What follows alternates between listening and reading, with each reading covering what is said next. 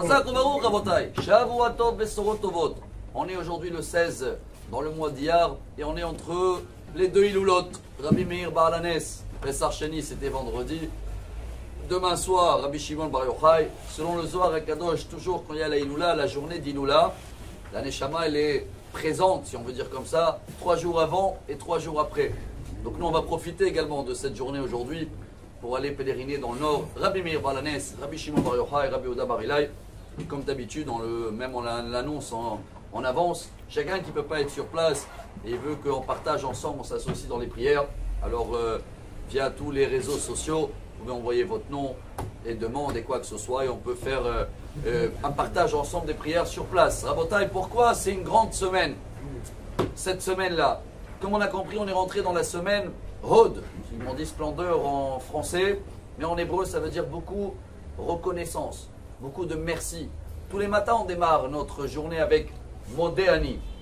Comme vous savez que, si vous faites le calcul, Rabbi Akiva, il a perdu 24 000 élèves, que ça y est, demain soir, c'est la fin de cette épidémie qui a à peu près, tous les jours, il devait aller Rabbi Akiva, je ne sais pas comment il a fait, pratiquement plus que 700 enterrements tous les jours des grands rabbins d'Israël. Ça veut dire que demain soir, l'Akba Omer, c'est une journée de joie. C'est tout ça dans le Talmud, Yevamot, page 63, si je me rappelle bien. Quelle journée de joie, on peut dire. Il n'y avait plus des gens, ils ne pouvaient plus mourir, ils sont tous morts pratiquement. 24 000. Bon, il restait 5. Rabbi Meir, Rabbi Shimon, où on va y aller aujourd'hui. Mais une des journées, pourquoi ça devient aussi une journée de joie, que Rabbi Akiva, le jour même de l'Akba Omer, c'est le 18 Iyar, il a fondé une nouvelle yeshiva avec ses 5 élèves. Et il les a dit, je crois que c'est le message pour nous pour cette semaine. À partir de maintenant, avant d'étudier la Torah, avant d'enseigner, de connaître les sources, et oui, c'est comme ça ou pas comme ça, on doit absolument travailler sur notre respect. Et comment on fait le respect vis-à-vis de l'autre? Parce que c'était très très fin, leur manque de respect. C'est pas que il venait dire bonjour à l'autre rabbin, il dit non, je te calcule pas. Pas du tout, la Gemara elle dit à peine, quand des fois quelqu'un il voulait répondre, alors l'autre il a dit, ah ouais, je connais déjà la source.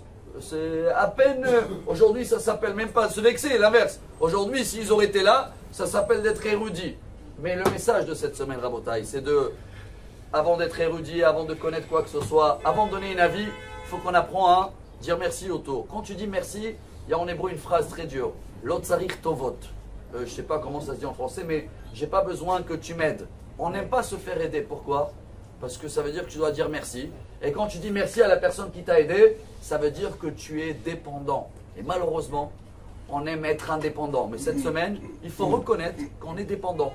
En premier par Dieu et en plus par tout notre entourage. Si on dit non-stop merci, merci, ça veut dire casser un peu notre orgueil. Et c'est ça qui va nous amener, si Dieu veut, à une semaine remplie de joie. On profite de tous ces iloulotes et qu'on demande aux tzadikim d'être, on va dire, un petit peu moins sage, je ne sais pas, mais en tous les cas respectueux un vis-à-vis de l'autre. Shavuot Tov.